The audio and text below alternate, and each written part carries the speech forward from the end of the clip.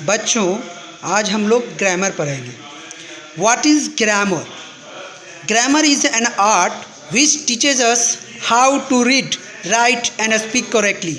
Grammar एक ऐसा शास्त्र है जो हमें शुद्ध पढ़ना, लिखना और बोलना सिखाता है। What is letter? लेटर यानी अक्षर। अक्षर क्या है? A letter is the smallest unit of English alphabet. Letter यानी अक्षर अंग्रेजी वर्णमाला के सबसे छोटी इकाई है। जैसे आप लोग ए बोलते हैं तो एक लेटर है। सी एक लेटर है। How many letters are there in English alphabet? English alphabet यानी अंग्रेजी वर्णमाला में कितने लेटर्स होते हैं? There are 26 letters in English alphabet. English alphabet यानी अंग्रेजी वर्णमाला में 26 अक्षर होते हैं। How many kinds of letters are there in English alphabet? अंग्रेजी वर्णमाला में कितने प्रकार के लेटर्स होते हैं? There are 2 kinds of letters in English alphabet. There are 2 kinds of letters in English alphabet.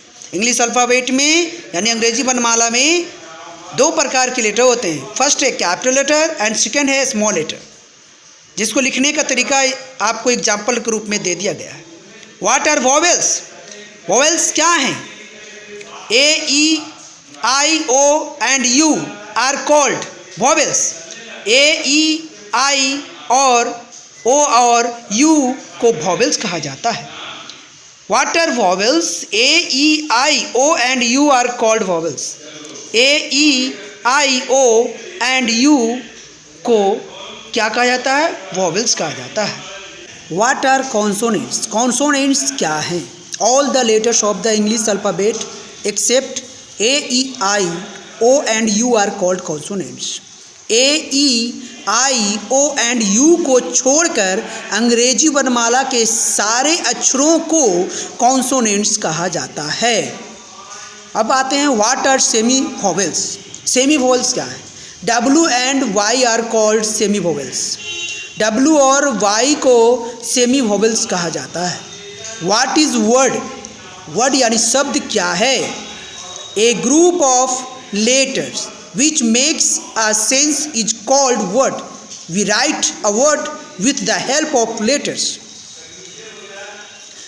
अक्षर के समूह जिससे अर्थ निकलता हो वो क्या कहलाता है? वर्ड कहलाता है। हम लोग किसी भी एक वर्ड को लिखने के लिए लेटर्स की सहायता लेते हैं। जैसे पेन वर्ड लिखना है तो उसमें P + E + N को जब जोड़ते हैं तब पेन वर्ड लिखाता है। तो पेन का अर्थ कलम होता है, इसका अर्थ निकलता है, इसलिए पेन को एक वर्ड कहा जाता है। What is sentence? सेंटेंस क्या है? A group of words which makes complete sense is called a sentence. Example, Lata sings a melodious song. A group of words which makes complete sense is called a sentence. शब्दों के समूह को जिससे पूर्ण अर्थ निकलता हो वह सेंटेंस कहलाता है। जैसे हमने बोला लता सिंग्स ए मेलोडियस सॉन्ग। लता एक मधुर गीत गाती है। लता एक मधुर गीत गाती है, तो इससे पूर्ण अर्थ निकल रहा है। इस सेंटेंस से पूर्ण अर्थ निकल रहा है, इसलिए इसको हम लोग सेंटेंस कह सकते हैं। What is phrase? फ्रेज क्या है? A group of words which makes a sense but not complete sense is called a phrase. शब्दों के एक ऐसा समूह जिससे अर्थ तो निकलता है लेकिन पूर्ण अर्थ नहीं निकले तो उसे हम लोग क्या कहते हैं? फ्रेज कहते हैं। A group of words which makes a sense but not complete sense is called a phrase. शब्दों के ऐसे समूह जिससे अर्थ निकले लेकिन पूर्ण अर्थ नहीं निकले तो उसे हम लोग फ्रेज कहते हैं। जैसे the film will start at 6 o'clock। Film 6 बजे शुरू होगी, तो बीच में एट 6 o'clock जो है ये फ्रेज है।